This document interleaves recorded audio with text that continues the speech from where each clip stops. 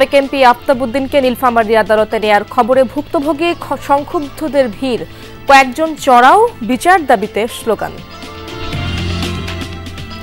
অসংখ্য মানুষকে তারা নির্মমভাবে নির্যাতন করে পঙ্গুত্ব বরণ করে দিয়েছেন। 16 বছর অন্যায়, অত্যাচার, নিপীড়নের কারণে মনের যে ক্ষোভ কিংবা জনগণের সাথে যে এই অন্যায়, মূলত এই অন্যায়ের বিচার চাই আমরা।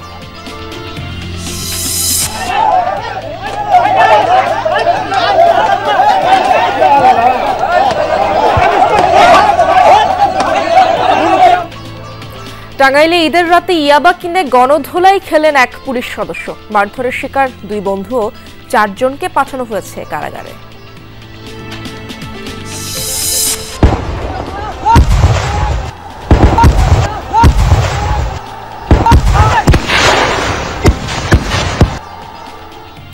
শরীয়তপুরে সংঘর্ষ ও বোমাবাজির ঘটনায় ইউপি চেয়ারম্যান সহ গ্রেপ্তার 8। ফরিদপুরে কোনে বাড়ির গেটে পার্টি স্প্রে ব্যবহার নিয়ে তুলকালাম।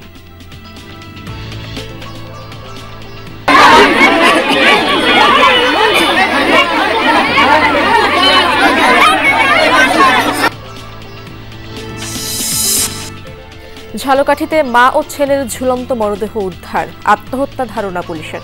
শেরপুরে মানসিক ভারসাম্যহীন নারীকে নির্যাতন। পূর্বের পাওনা টাকা আনতে গিয়েছিল, যাওয়ার পরে যখন তারা টাকা অস্বীকার করে রাগের মাথায় টেনে হিচড়ে নিয়ে আসে, সার্বিক মারধর করে আর কি। শুষ্ক মৌসুমে হঠাৎ খরস্রোতা সিরাজগঞ্জের ফুলজোর নদী, বিপাকে কয়েক গ্রামের মানুষ। ড্রেজিং প্রকল্প ঘিরে প্রশ্ন। ভবিষ্যতে বিশ্বরোড থাকবে কিনা সন্দেহ আছে। এমন যে কষ্টকর হয়েছে, সাঁকো দিছে, সাঁকো ভেঙে গেছে, মানুষ পড়ে যায় সাঁকোরপুর থেকে।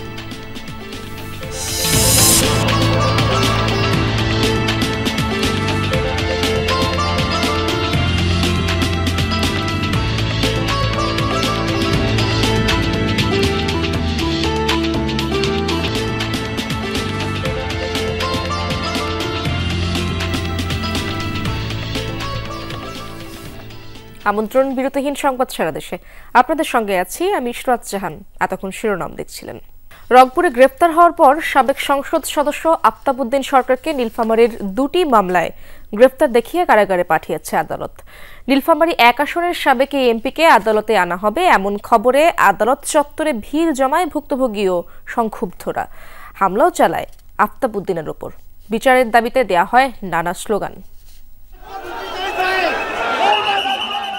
গেল 6 মার্চ রংপুরের সেনপাড়া এলাকা থেকে আত্মগোপনে থাকা নীলফামারী 1 আসনের সাবেক সংসদ সদস্য ও ডিমলা উপজেলা আওয়ামী লীগের সভাপতি আফতাবউদ্দিন সরকারকে গ্রেপ্তার করে রংপুর মেট্রোপলিটন পুলিশ।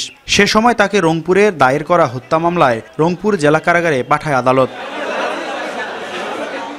এরপর 2018 সালের নির্বাচনের সময় খালেদা জিয়ার ভগ্নিপতি অধ্যাপক রফিকুল ইসলামের গাড়িবহরে হামলা ও অগ্নিসংযোগ মামলা এবং যুবদল নেতা মাসুদ বিন আমানের দায়ের করা চাঁদাবাজি মামলায় নীলফামারী জেলা জজ আদালতে শোন অ্যারেস্টে আবেদন করেন পুলিশ। জুডিশিয়াল ম্যাজিস্ট্রেট আদালত তাকে 2টি মামলায় গ্রেফতার দেখিয়ে কারাগারে পাঠানোর নির্দেশ দেন। আসামি যেহেতু শোন অ্যারেস্টের আবেদন দেওয়া হয়েছিল, তাকে মামলায় গ্রেপ্তার দেখানো হয়েছে। পরবর্তীতে রাষ্ট্রপক্ষ চিন্তা করবে বা রাষ্ট্রপক্ষ তাকে কয়দিনের রিমান্ডের আবেদন করবে। পরবর্তীতে আইনের ধাপ অনুযায়ী তাকে রিমান্ডের জন্য আমরা অবশ্যই আবেদন করব। সাবেক সংসদ সদস্য আফতাবউদ্দিন সরকারকে আদালত প্রাঙ্গণে নিয়ে আসলে তার উপর চড়াও হন ভুক্তভোগীরা। ডিম নিক্ষেপ করেন সংক্ষুব্ধরা। গাড়িতে ওঠানোর সময় মারধরের চেষ্টাও করা হয়। অনেকেই তার ফাঁসি চেয়ে আসামিবাহী গাড়ি আটকানোর চেষ্টা করেন। অসংখ্য ঘরবাড়িতে তারা আগুন দিয়েছেন, অসংখ্য মানুষকে তারা নির্মমভাবে নির্যাতন করে পঙ্গুত্ব বরণ করে দিয়েছেন। 16 বছর অন্যায়, অত্যাচার, নিপীড়নের কারণে মনের যে ক্ষোভ কিংবা জনগণের সাথে যে এই অন্যায়, মূলত এই অন্যায়ের বিচার চাই আমরা। অভিযোগ আছে আগুন খাওয়া বাহিনী গঠন করে স্থানীয়দের উপর নির্যাতন চালাতেন আফতাবউদ্দিন ও তার পরিবারের সদস্যরা। এসব নিপীড়নের সুষ্ঠু বিচার দাবি করেন বিএনপির এই কেন্দ্রীয় নেতা। যত অন্যায় অত্যাচার করছে এই আপনার আগের থেকে সেই 15 বছর থেকে করে আসছে এখানে, তার তো এগুলো লোকরা চাইলে বিচার চাবেই এরা, সুতরাং আমরাও তার বিচার চাই। নীলফামারীর সাবেক এই এমপির বিরুদ্ধে জমি দখল, ঘরবাড়িতে অগ্নিসংযোগ সহ নানা অভিযোগে আরও 2টি মামলা রয়েছে। মাহমুদ রাফিন, যমুনা নিউজ, নীলফামারী। টাঙ্গাইলে ঈদের রাতে ইয়াবা কিনে জনতার গণধোলাই খেলেন এক পুলিশ সদস্য। মারধরের শিকার তার 2 বন্ধুও। সেই ঘটনার একটি ভিডিও ছড়িয়ে পড়েছে সোশ্যাল মিডিয়ায়। মাদক মামলায় নাদের খান সহ 4 জনকে আদালতের মাধ্যমে কারাগারে পাঠানো হয়েছে।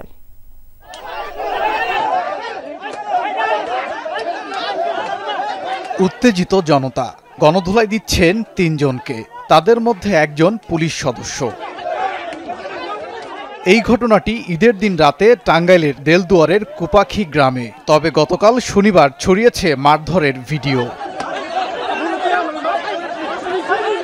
প্রত্যক্ষদর্শীরা জানান, মাদক কারবারি খায়রুলের বাড়ি থেকে ফিরছিলেন 3 যুবক। গতিবিধি সন্দেহজনক মনে হলে ঘেরাও করে এলাকাবাসী। পাওয়া যায় 50 পিস ইয়াবা, দেয়া হয় গণধোলাই।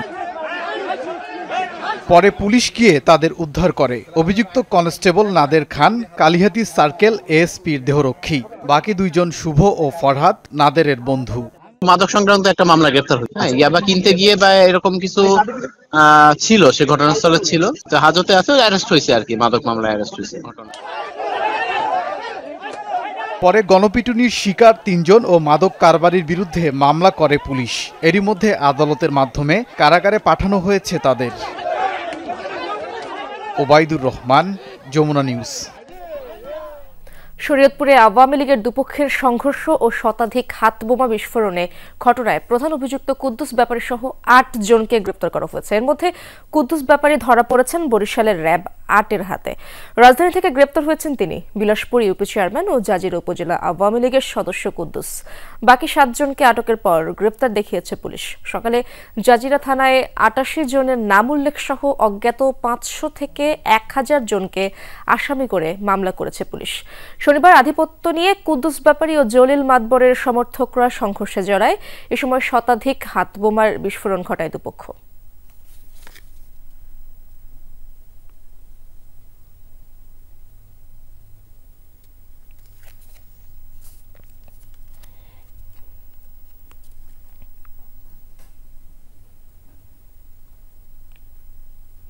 ফরিদপুরের ভাঙ্গায় বিয়েবাড়ির গেটে পার্টি স্প্রে ব্যবহার নিয়ে দুপক্ষের সংঘর্ষ হয়েছে।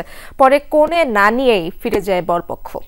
শনিবার উপজেলার পুটিয়া গ্রামে এই ঘটনা ঘটে। প্রত্যক্ষদর্শীরা জানান, সদরপুরের প্রবাসী নাইমের সাথে কয়েক মাস আগে টেলিফোনে বিয়ে হয় বন্যা আক্তারের। গতকাল আনুষ্ঠানিকভাবে বিয়ের আয়োজন করা হয়। কোণে বাড়িতে বিয়ের গেটে পার্টি স্প্রে ব্যবহার নিয়ে দুপক্ষই সংঘর্ষে জড়িয়ে পড়ে। এতে কোণের বাবা সহ বেশ কয়েকজন আহত হয়। পরে নববধূ ছাড়াই বাড়ি ফিরে যায় বরপক্ষ। এই ঘটনায় থানায় অভিযোগ দিয়েছে কনের বাবা। আমি পাই ধরছি, বাবার কোনো থামো, কোনো করো না, আমার মেয়ের বিয়ে হয়ে যাক, তারপরে জায়গাটা হবে। ওরা গুনগুলা বাড়িতে উঠেই মনে করেন লুটপাট করে সবকিছু ভাঙচুর করছে। তাকে মুরব্বী যারা আইছিল সবাই পোলা মান্ডে বলছি যে দেখ মেহমান যেভাবে যা কিছু করছে তোরা শান্ত থাক, কোনো ঝগড়া খাইচা করিস না, কেউ অপমান করিস না।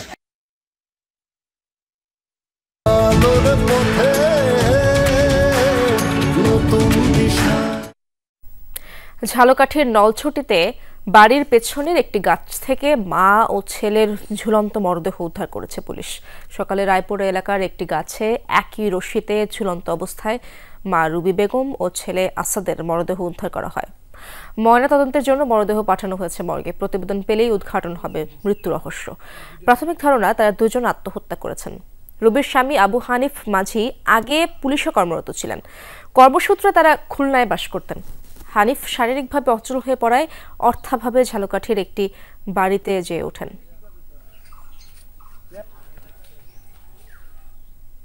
শেরপুর সদরে মানসিক ভারসাম্যহীন এক নারীকে শেকলে বেঁধে নির্যাতনের ভিডিও ভাইরাল হয়েছে সামাজিক মাধ্যমে। জানা যায়, নির্যাতনকারী আর কেউ নন, ভুক্তভোগীর আপন ভাই।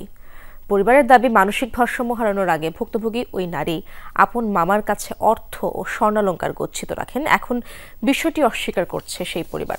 পৈতৃকভাবে পাওয়া অর্থ সম্পদ হারানোর ক্ষোভ থেকেই বোনকে নির্যাতন করে ভাই। শেকলে বাধা পা, সেই শেকল ধরেই মাটিতে টেনে হিঁচড়ে নিয়ে যাওয়া হচ্ছে এক নারীকে। চলছে অমানবিক নির্যাতন। জানা যায়, সেই নির্যাতনকারী আর কেউ নন, ভুক্তভোগীর আপন ছোট ভাই। স্বজনরা জানায়, ঘটনাটি আর কেউ নন, ভুক্তভোগীর আপন ছোট ভাই। স্বজনরা জানায়, ঘটনাটি শুক্রবার বিকেলের। শেরপুর সদরের গজারিয়া গ্রামের বাসিন্দা চিরকুনি বেগম গেল 6 মাস আগে হারিয়ে ফেলেন মানসিক ভারসাম্য। তবে এর আগে তার আপন মামা আব্দুল জলিলের পরিবারের কাছে পৈতৃক সূত্রে পাওয়া কিছু অর্থ ও স্বর্ণালঙ্কার গচ্ছিত রাখেন তিনি। তার ভাই নূর ইসলাম চিরকুনিকে নিয়ে সেই অর্থ সম্পদ আনতে গেলে পুরো বিষয়টি অস্বীকার করেন জলিলের স্ত্রী। এতে ক্ষুব্ধ হয়ে বোনের উপর এমন নির্যাতন চালান ভাই। আমার শরীর মুর গাম দিয়া আসমান জমিন মারি আছে, কোন মারি রান্না করে না পরে মনে করেন আমি আর একটা শিকল দিয়া চাইনি আমার বই না আমার বড় বই না শিকলটা বাড়ি দিছি আর মাথায় নাতি নাকি। পূর্বের পাওনা টাকা আনতে গিয়েছিল, যাওয়ার পরে যখন তারা টাকা অস্বীকার করার পরে ওর ভাইয়ে ওই ভুলটাকে ওই যে রাগের মাথায় টেনে হিচড়ে নিয়ে আসে, ওই কিছু মারধর করে আর কি। আমার ফুফু পাগল হওয়ার আগে 22,000 টাকা আর শরীরের সমস্ত জেহারপাতি এটি আমার ওই চাচাতো আমার চাচা আর এক বউ চাচি হয় জলিলের বউ, ওর কাছে জমা রেখে এসেছি। তবে পাওনা টাকার কথা অস্বীকার করেন আব্দুল জলিলের পরিবার। অভিযোগ করেন জমি নিয়ে মামলা থাকায় মানসিকভাবে বিপর্যস্ত ওই নারীকে দিয়ে ফাঁসানোর চেষ্টা করা হয়। টাকা টুকা গয়না ময়না কিছুই পায় না, ওরা আঙ্গরে ফাঁসাবার জন্য এই অবস্থা করতেছে। কেস তুলি না কইরা আমগর গ্রুপে অনেক টর্চার করে, আমরা তবুও মানি না কইরা এখন ওনারা বলতাছে যে আমাদের ওখানে ওরা নাকি 7 ভরি সোনা রাখছে, 1 লক্ষ টাকা রাখছে। গোটা বিষয়টি খতিয়ে দেখছে পুলিশ। এই ভাইয়ের বিরুদ্ধে অভিযোগ, ওনার তো ভাই বোন টাকা পয়সা নিয়ে গিয়ে আসামি গ্রেফতারের চেষ্টা চলতেছে, আসামি পলাতক আছে। 2 ভাই ও 3 বোনের মধ্যে দ্বিতীয় চিরকুনি। বাবা মা মারা গেছেন বহু আগেই। বেশ কয়েক বছর আগে স্বামীর সাথে ছাড়াছাড়ির পর থেকেই এই ভাইয়ের পরিবারেই আছেন তিনি।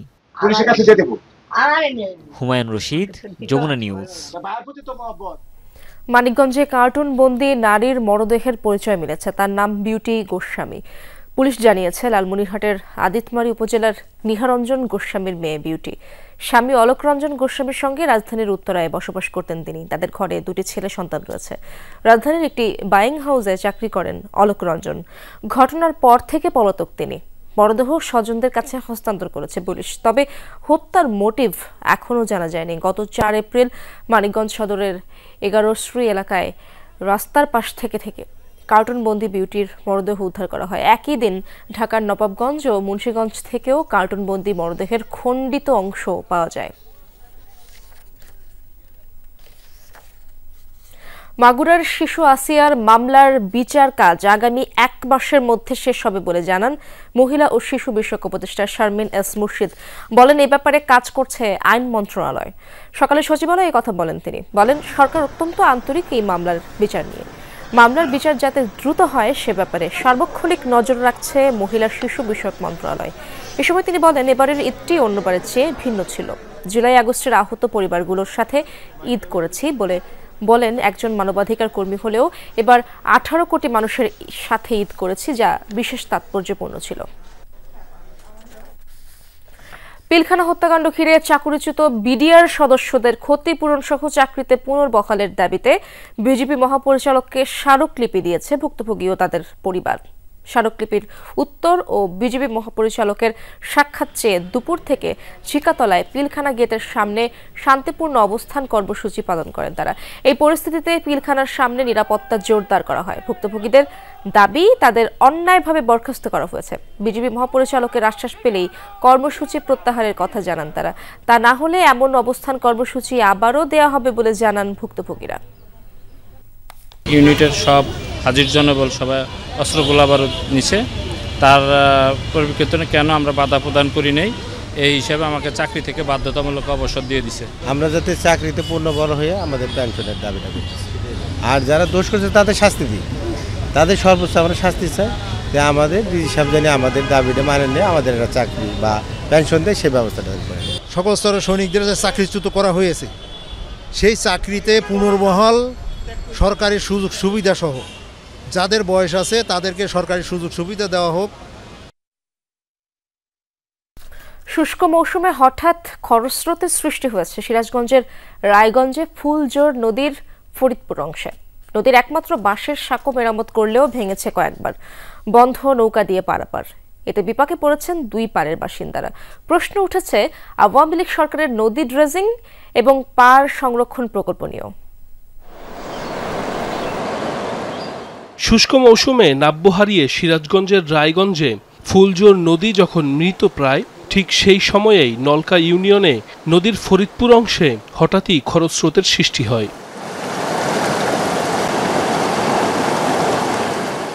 স্থানীয়রা বলছেন উজান থেকে নেমে আসা ঢলের পানিতে নদীর এই অংশে সৃষ্টি হয়েছে খরস্রোতের। কেউ কেউ বলছেন খনন যন্ত্র দিয়ে বালু উত্তোলনে তৈরি হয়েছে এই অবস্থা। নলকা ইউনিয়নের 10 থেকে 12টি গ্রামকে আলাদা করেছে ফুলজোর নদী। ফলে পূর্ব ও পশ্চিমের বাসিন্দাদের নৌকা অথবা বাঁশের সাঁকো দিয়ে পারাপার হতে হয়, কিন্তু খরস্রোতের কারণে নৌকায় পারাপার বন্ধ রয়েছে। এতে বিপাকে পড়েছেন দুই পারের মানুষ।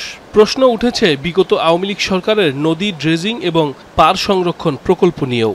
এরকম স্রোত, এরকম নদী যে এক সাইড গর্ত হয়ে চলে যাচ্ছে, আমার মনে হয় ভবিষ্যতে বিশ্বরোড থাকবে কিনা সন্দেহ আছে। নদী তো শাসন নামে শোষণ করেছে এই আওয়ামী লীগ সরকার, স্বৈরাচার সরকারের যে গুন্ডা বাহিনীরা আছে তারা ব্যবসা করছে অবৈধভাবে। এমন যে কষ্টকর হয়েছে, সাঁকো দিছে, সাঁকো ভেঙে গেছে, মানুষ পড়ে যায় সাঁকোরপুর থেকে।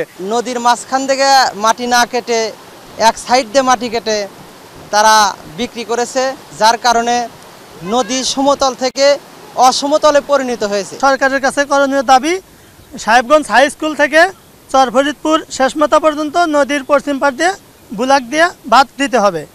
পানি উন্নয়ন বোর্ড কর্মকর্তা জানান, ড্রেজিং হয়েছে নিয়ম মেনেই। এঁটেল মাটি থাকায় এক্সকেভেটর দিয়ে কাজ না করায় এমন সমস্যা। নতুন করে কাজ করার আশ্বাস তার। ড্রেজিং যতটুকু সেটা করছে, কিন্তু কিছু এঁটেল মাটিতে ড্রেজার কাটে না, এখানে এক্সকেভেটর নামার লাগবে। জায়গা জায়গা পাটে আর পানি আটকে থাকতেছে না, এবছরই কাটার লাগবে, এই 10 কাটার লাগবে। 2021 সালে বাঙালি, করতোয়া, ফুলজোর ও হুরাসাগর নদীর 217 কিলোমিটার ড্রেজিং এবং পার সংরক্ষণ প্রকল্পের কাজ শুরু করে পানি সম্পদ মন্ত্রণালয়। প্রকল্পের ব্যয় ধরা হয় 950 কোটি টাকা। তবে নির্দিষ্ট সময় পেরোলেও নেই কোনো দৃশ্যমান উন্নয়ন। সাইফ আহমেদ, যমুনা নিউজ। তিস্তা মহাপরিকল্পনা বাস্তবায়নে মাতারবাড়ির ডিপ সি পোর্টের অ্যাক্সেস নিয়ন্ত্রণ করা না গেলে পানি চুক্তি বাস্তবায়ন করা সম্ভব নয় বলে মন্তব্য করেছেন রংপুর বিভাগ বৈষম্য নিরসন আন্দোলনের প্রধান উপদেষ্টা ডক্টর আব্দুল্লাহ আল মামুন। দুপুরে রংপুরের সার্কিট হাউসে প্রধান উপদেষ্টার চীন সফর ও তিস্তা মহাপরিকল্পনা প্রসঙ্গে মতবিনিময় সভায় এ কথা বলেন তিনি। ডক্টর আব্দুল্লাহ বলেন, মহাপরিকল্পনায় তিস্তা পাড়ের কৃষি, প্রকৃতি, মৎস্য, কর্মসংস্থানের বিষয়টি নিশ্চিত করতে হবে। এছাড়া ভূ রাজনৈতিক বাস্তবতায় এককভাবে চীনা অর্থায়নে এই প্রকল্প বাস্তবায়ন সম্ভব না হলে নিজস্ব অর্থায়নের সাথে জাইকা ও ওয়ার্ল্ড ব্যাংককে সংযুক্ত করার কথাও বলেন আব্দুল্লাহ আল মামুন। আমরা যে বার্গেনিংটা করার সুযোগ হারিয়েছি গত ফ্যাসিস্ট গভর্নমেন্টের সময়, সেটা একদম তলানিতে ঠেকেছে। আমরা যদি মাতারবাড়ি ডিপ সি পোর্টের সাথে সেই বার্গেনিংটা না করতে পারি, আমি মনে করি না তিস্তার পানি আমরা কখনো পাবো। আমাদের নিজস্ব অর্থায়নেও কিভাবে আমরা তিস্তা মহাপরিকল্পনা বাস্তবায়ন করি, সেটাও গভর্নমেন্টের প্রায়োরিটি টেবিলে থাকা উচিত। ব্রাহ্মণবাড়িয়ার কসবায় যাত্রীবাহী বাস উল্টে নারী শিশু সহ অন্তত 25 জন আহত হয়েছেন, হতাহত হয়নি কেউ। ভোরে কুমিল্লা সিলেট মহাসড়কের 3 লাখ পীর এলাকায় এই ঘটনা ঘটে। পুলিশ জানায়, সিলেট থেকে ছেড়ে আসা এসআর পরিবহনের বাস চট্টগ্রাম যাচ্ছিল। পথে ছতুরা ব্রিজের পাশে নিয়ন্ত্রণ হারিয়ে উল্টে যায় বাসটি। এ সময় স্থানীয়রা বাসের ভেতর আটকে থাকা যাত্রীদের উদ্ধার করেন এবং হাসপাতালে নিয়ে যান। দুর্ঘটনা কবলিত বাসটি উদ্ধার করে পুলিশ।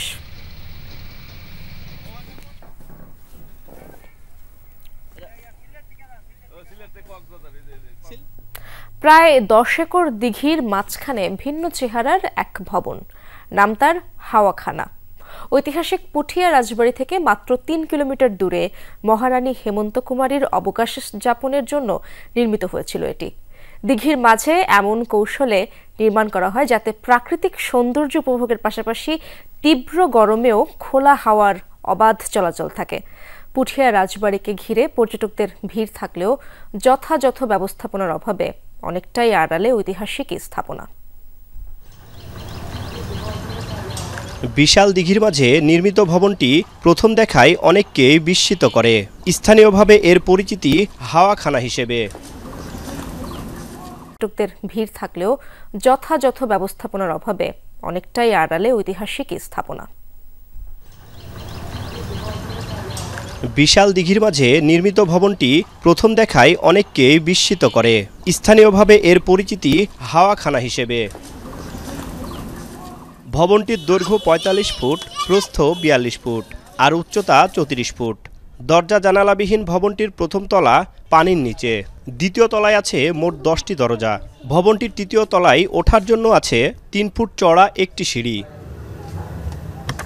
চুনসুরকি আর পাতলা ইটের গাঁথনিতে পুঠিয়ার রাজ পরিবারের সদস্যদের অবকাশ যাপনের জন্য এই ভবনটি নির্মাণ করা হয় অষ্টাদশ শতকের শেষ ভাগে। মহারানী হেমন্ত কুমারী নিজেও অবসর সময় কাটাতে এই হাওয়াখানায় আসতেন বলে জনশ্রুতি আছে। এখানে রাজারা আরামের জন্য আসতো, এটা দেখানোর জন্য ওদেরকে নিয়ে আসছে। এই জায়গা থেকে অনেক দূর থেকে লোকজন আসে বেড়ে যায়। পুঠিয়া রাজবাড়ি পর্যটকদের কাছে খুব একটা পরিচিত হলেও হাওয়াখানা এখনও অনেকটাই আড়ালে রয়েছে। স্বল্প সংখ্যক দর্শনার্থী আসেন এখন, তবে তারা বলছেন এর যথাযথ ব্যবস্থা নিশ্চিত করা গেলে পর্যটকদের জন্য একটি আকর্ষণীয় স্থান হয়ে উঠতে পারে এটি। সংস্কার করা প্রয়োজন। এখানে যে বসার জায়গা নাই, তারপরে দোতলায় ওঠার জায়গা নাই। এখানে যদি বসার জায়গা হতো বা মানে বিনোদনের কিছু থাকতো হয়তো আরও দর্শক আসতো আর কি। অনেক সুন্দর একটা জায়গা, পরিবার সব কিছু নিয়ে আসা যায়। এখানে আমরা দেখছি অনেক মন্দির, গাছগাছালি, প্রাকৃতিক দৃশ্য। প্রত্নতত্ত্ব অধিদপ্তর বলছে প্রত্নতাত্ত্বিক এই নিদর্শনটিতে পর্যটক টানতে নানা উদ্যোগ নেওয়া হয়েছে। পরিবেশ ও যাতায়াত ব্যবস্থার উন্নয়নে নতুন করে জমি অধিগ্রহণেরও কাজ চলছে। জায়গাটা মূলত আমাদের এখন প্রত্নতত্ত্বের আন্ডারে ১০ শতক জায়গার উপরে আমাদের কন্ট্রোলে আছে, আর বাকি দুই পাশে দেখছেন যে দিঘির মাঝখানে একটি হাওয়াখানার স্থাপনা, ওইটা এখন আমাদের পাবলিক ইয়েতে দিঘিতে পরিণত হয়েছে। আমরা প্রক্রিয়া চলছে যে আমাদের প্রত্নতত্ত্বের আওতায় নিয়ে ওটা একটা অন্যতম পর্যটন হিসেবে যাতে কীভাবে দর্শকদের মধ্যে উপস্থাপন করতে পারি। প্রত্নতত্ত্ব অধিদপ্তর সর্বশেষ ২০১৭ সালে হাওয়াখানা সংস্কারের কাজ শুরু করেছিল, তবে সেই কাজও পূর্ণতা পায়নি।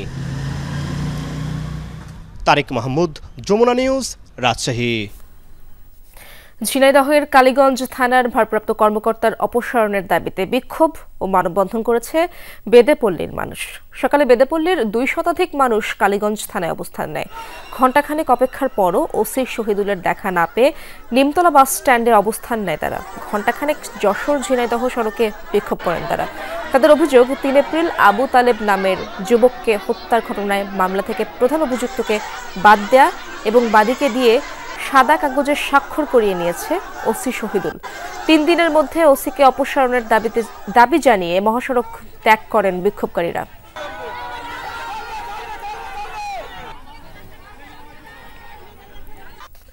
ঈদের ছুটি শেষে আবারও কর্মচাঞ্চল্য ফিরতে শুরু করেছে দেশের স্থলবন্দরগুলোয়।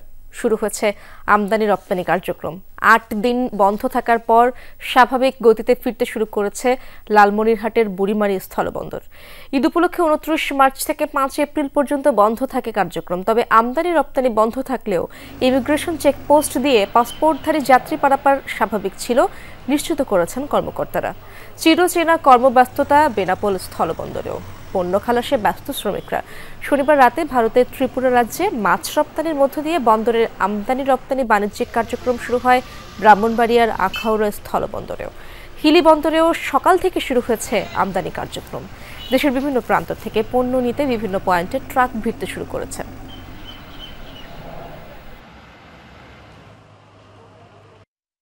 আট দিন আমদানি রপ্তানি বন্ধ থাকার পর গতকাল থেকে আজকে সকাল 10টা পর্যন্ত আমাদের রপ্তানি হয়েছে 60 ট্রাক মাল যে ইন্ডিয়াতে গিয়েছে এবং আমদানি হয়েছে 436 ট্রাক। বিএনপির ভারপ্রাপ্ত চেয়ারম্যান তারেক রহমানের পক্ষ থেকে মুন্সিগঞ্জ সিরাজদি খানের সর্বস্তরের মানুষকে ঈদের শুভেচ্ছা জানানো হয়েছে। ঢাকা মাওয়া মহাসড়কের নিমতলা এলাকা থেকে বিএনপি নেতাকর্মীদের শোভাযাত্রা বের হয়। সেখানে উপস্থিত ছিলেন আল মুসলিম গ্রুপের চেয়ারম্যান ও উপজেলা বিএনপির সভাপতি শেখ মোহাম্মদ আবদুল্লাহ সহ অনেক নেতাকর্মী। দলীয় পতাকা হাতে প্রায় শতাধিক গাড়ি বহর নিয়ে বিভিন্ন এলাকার সাধারণ মানুষের সাথে শুভেচ্ছা বিনিময় করেন তারা। এ সময় ঐক্যবদ্ধভাবে বৈষম্যহীন নতুন বাংলাদেশ বিনির্মাণের আহ্বান জানানো হয়। মুন্সিগঞ্জে বিশেষ চাহিদা সম্পন্ন শিশুদের নিয়ে পালিত হয়েছে যমুনা টিভির বর্ষপূর্তি অনুষ্ঠান। দুপুরে পৌরসভার মুন্সিরহাটে পলক অটিজম বিদ্যালয়ে এই আয়োজন করা হয়। আলোচনা সভা, দোয়া, কেক কাটা সহ বেশ কিছু আয়োজনের মধ্য দিয়ে উদযাপিত হয় যমুনা টেলিভিশনের 11তম প্রতিষ্ঠাবার্ষিকী। এতে অংশ নেয় অটিজমে আক্রান্ত ও সুবিধাবঞ্চিত অর্ধশতাধিক শিশু। কবিতা আবৃত্তি, গান গাওয়া সহ বিভিন্ন আয়োজনে মেতে ওঠে তারা। তাদের জন্য গোলাপ ফুল ও দুপুরের খাবারের আয়োজনও করা হয়। অনুষ্ঠানে যমুনা টেলিভিশনের প্রতিষ্ঠাতা প্রয়াত বীর মুক্তিযোদ্ধা নুরুল ইসলামের স্মরণে মোনাজাত করা হয়। সত্য ও বস্তুনিষ্ঠ সংবাদ প্রচারে যমুনা টিভির অবস্থান ধরে রাখার আহ্বান জানান অতিথিবৃন্দ। বিনোদন বা ওদের সাথে কিছুটা সময় কাটানো, আমি বলবো যমুনা টেলিভিশন সর্বোপরি আমাদের আজকে বেস্টটা দেওয়ার ট্রাই করেছে। কৃতজ্ঞ তাদের কাছে যে আমাদের শিশুদের তাদের চোখে পড়েছে। আজকে যে আনন্দ উৎসব নিয়ে আপনারা এখানে হাজির হয়েছেন, নিয়ে আসছেন, আমি মনে করি এটা ওদের পাঠের একটা অংশ। পাবনায় সুচিত্রা সেনের 94তম জন্মবার্ষিকী পালন করা হয়েছে। 6 এপ্রিল কিংবদন্তি মহানায়িকা সুচিত্রা সেনের জন্মদিন। তার পৈতৃক নিবাস পাবনা শহরের হেমসাগর লেনে। সেখানেই নায়িকার প্রতিকৃতিতে ফুল দেওয়ার পর কেক কাটা ও আলোচনা সভার মাধ্যমে দিনটি উদযাপন করা হয়। আয়োজনে সভাপতিত্ব করেন সুচিত্রা সেন স্মৃতি সংরক্ষণ পরিষদের সাধারণ সম্পাদক নরেশ মধু সহ অন্যান্য ব্যক্তিবর্গরাও। শৈশবে দোতারার প্রতি আকর্ষণ থেকে শুরু, এরপর একে একে ডজনেরও বেশি বাদ্যযন্ত্র বাজানো শিখেছেন খুলনার দেবাশিস মজুমদার। সুর সঙ্গীতের প্রতি তার ভালোবাসা আর বাদ্যযন্ত্রে পারদর্শিতায় মুগ্ধ স্থানীয়রা।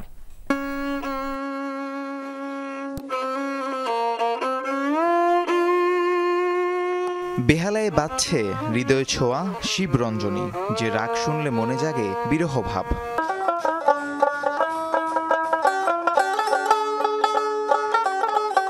দোতারায় চলছে শাস্ত্রীয় সঙ্গীতের অন্যতম রাগ কাফি। সুরের মূর্ছনায় মুগ্ধ হবে যে কেউই। 1 ডজনেরও বেশি বাদ্যযন্ত্র এভাবেই দক্ষতার সাথে বাজাতে পারেন দেবাশিস মজুমদার। ছোটবেলায় বাদ্যযন্ত্রের প্রতি আকর্ষণ থেকে শুরু, যা এখন দেবাশিসের একমাত্র ধ্যান জ্ঞান। ছোটবেলায় আমার জেঠুতো ভাই অমল ঘোষাল, তার বাজনা দেখেই আমার এই দোতারা বাজনার প্রতি যে আগ্রহ এটা সৃষ্টি হয়। তার হাত ধরেই আমি শ্রী অমূল্য রায় তার কাছে যাই। শুধুই বাদ্য বাজনা নয়, সুরের কাছে যাই। শুধুই বাদ্য বাজনা নয়, সুরেলা কণ্ঠে গান গাইতেও সিদ্ধহস্ত দেবাশিস। আগামীতে দেশে ঐতিহ্যবাহী লোকবাদ্যের প্রশিক্ষণ কেন্দ্র প্রতিষ্ঠা করার স্বপ্ন তার। সুর ও সঙ্গীতের প্রতি দেবাশিসের এই ভালোবাসায় গর্বিত পরিবারের সদস্যরাও। আমি চাই একটি লোকজ যন্ত্রের ইনস্টিটিউট করতে। আমাদের বাংলার লোকযন্ত্র হারাতে বসেছে। এই ইনস্টিটিউটের মধ্য দিয়ে ঢোল, খোল, দোতারা, বেহালা, হারমোনিয়াম সহ অন্যান্য যে যন্ত্র আছে আমাদের বাংলার যন্ত্রগুলো বেঁচে থাক। তার এতগুলো গুণ, সে এতগুলো জিনিস বাজাতে পারে এবং আমি দেখছি সে অনেকগুলো গানেরও সুর করছে। এগুলো আমাকে সত্যি খুবই অভিভূত করে। সে শুধু খুলনা দক্ষিণ অঞ্চলের শিল্পী না, আমার কাছে মনে হয় দেবাশিস দা বাংলাদেশের জাতীয় একটা সম্পদ। একসঙ্গে এতগুলো যন্ত্র এটা বাজানো আমার মনে হয় দেবাশিস দ্বারাই সম্ভব। আমি যদি সারা জীবন সাধনা করি আমার মনে হয় এটা আমি পারবো না। বাগেরহাটের রামপাল উপজেলার বাসিন্দা হলেও কর্মসূত্রে খুলনা সহ দেশের বিভিন্ন স্থানে অবস্থান করেন দেবাশিস মজুমদার। রাহিম সারোয়ার, যমুনা নিউজ।